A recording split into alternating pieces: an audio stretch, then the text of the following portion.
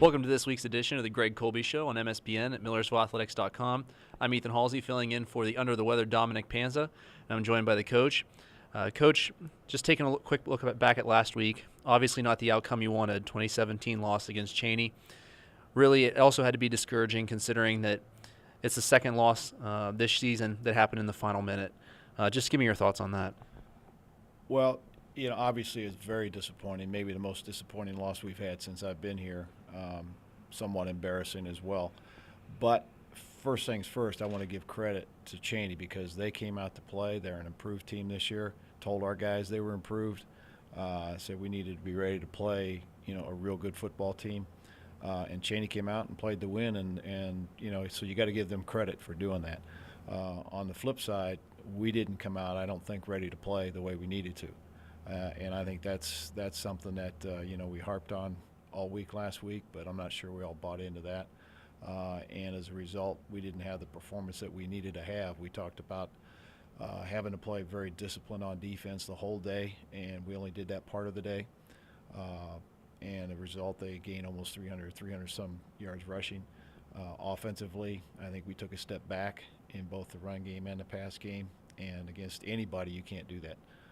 It's on us to get better prepared for the game, to be ready to play at our best, regardless of who we're playing.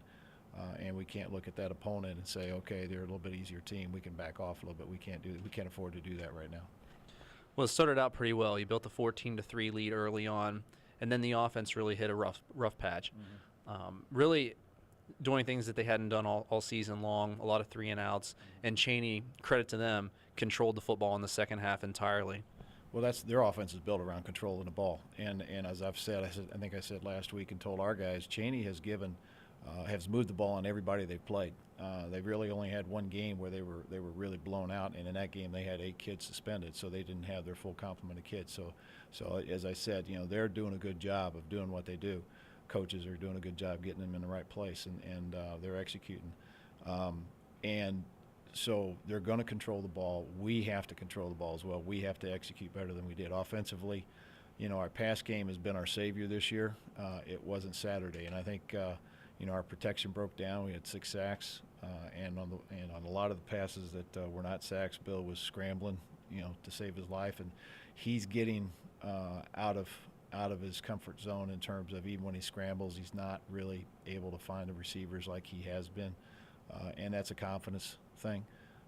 And I think we have to shore that up in order for us to get our passing game back to the point where it can be an effective tool for us. So we're going to do some things to try to help us in that regard, and hopefully that'll help us bring our pass game back to where it should be. Same time, we still are working on the run game, and we're not giving up on that. And that's an important part of having a winning game, is to be able to run the ball at least somewhat, so that they can't just tee off and go after the quarterback. So we're going to keep working on that, try to find answers to our problems there. Well, and that running game did take a little bit of a hit in the fourth quarter. Mike Jones comes off the field. Good news, though, the original diagnosis, or the diagnosis on Mike's injury, not as severe as originally thought. Right. He's got a rib injury, and at first we weren't sure if it was, cracked ribs or what it was. Turns out it's just in fact, same thing Michael Vick had last weekend, separated cartilage in his rib cage, which is, take 1 to 2 weeks to heal and get back. And in hindsight, it may be a good thing because Mike's got some other issues going on physically, and this will give those things a chance to rest because he's not a guy that wants to come off the field. In fact, he didn't come off the field after the injury. He came off, but he went right back out and was playing with this very painful rib injury. So Mike's a tough kid, and we're looking forward to getting him back. At the same time, I feel real confident in our other 3 running backs that they'll give us the kind of production that we need. All right, we'll take a quick break for the Marauder Pride Play of the Week, and when we come back, we'll take a look ahead to this week's opponent, CW Post. Now it's time for this week's Marauder Pride Play of the Week. This week's play, Bill Shirk finding Jamal Smith for 51 yards. A 4-receiver set. He overloads the far side of the field. Jamal Smith, one-on-one near side. He looks that way. Now he's going to bomb it. Looking for Smith, who has separation, goes up and makes the catch into Cheyney territory. And he's finally brought down at the 30-yard line.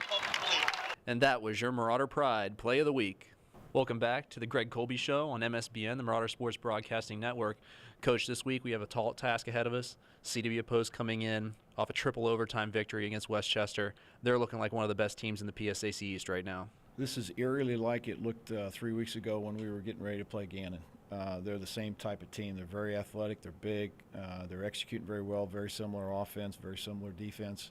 They did come off a great win against Westchester last weekend, a triple overtime where they, just had to move the ball and score in those overtimes, and they did that. They have a quarterback that's very similar to Gannon's quarterback. Very athletic. One of the top kids, returning quarterbacks in the conference. Probably a little better runner than passer, but he's a pretty effective passer too. So, and they've got the top returning freshman running back from the conference last year, freshman player of the year in the PSAC East. I think he might be a little dinged up right now, but they're a solid football team, both sides of the ball. We've got our hands full. We're going to have to really improve our play and get back to where we were several weeks ago to have an opportunity in this game.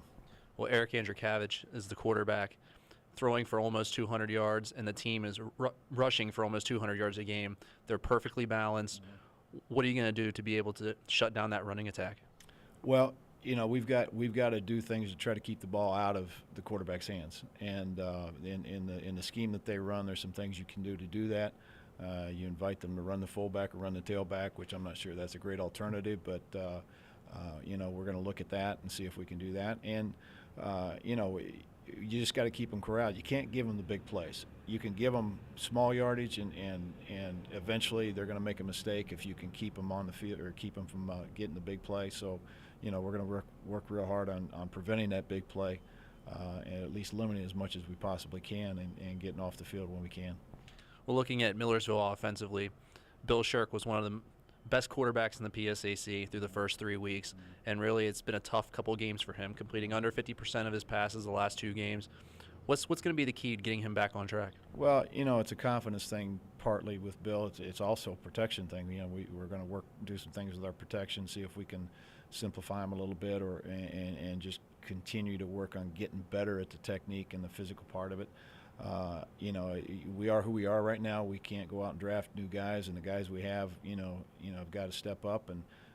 And we've had some injuries in the O-line, and those guys are coming back right now. Mike Unick was out last week. He'll be back this week. I'm not sure to what extent he'll be back, but he will be back, and that will help us as well. So it'll allow us to at least get settled in at the O-line. We've had to move people around in the O-line the last 3 or 4 weeks, and that causes some lack of consistency because guys are playing different positions and there's different calls, different assignments and that. So that, and with some of the young guys, that's an issue. So we'd like to settle back in, get guys settled into position, not have to move them around so that they can then get more consistent in what they're doing, and that hopefully then will help in the protection and help Bill be a little bit more confident back in the pocket, give him a little bit more time.